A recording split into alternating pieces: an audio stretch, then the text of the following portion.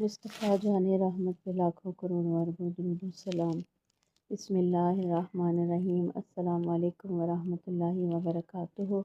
میری پیاری اسلامی بہنوں اور بھائیوں، الحمدللہ آج ہم سورہ بقرہ کی آیت نمبر 212 کا سبق لیتے ہیں۔ ترجمہ: کافروں کے لیے دنیا کی زندگی مزین کر دی گئی اور وہ ایمان والوں کا مذاق اڑاتے ہیں، حالانکہ متقی لوگ قیامت کے دن ان سے بلند درجے پر ہوں گے اور اللہ جسے چاہے بے حساب رزق دیتا ہے۔ تفسیر: اس آیت میں ایک بہت بڑا دل کو تسلی دینے والا پیغام ہے۔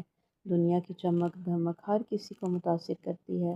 جو لوگ دین پر چلتے ہیں، سادگی اختیار کرتے ہیں، اللہ سے ڈرتے ہیں، دنیا والے اکثر ان کا مذاق اڑاتے ہیں، مگر اللہ فرماتا ہے کہ اصل مقام قیامت کے دن ظاہر ہوگا۔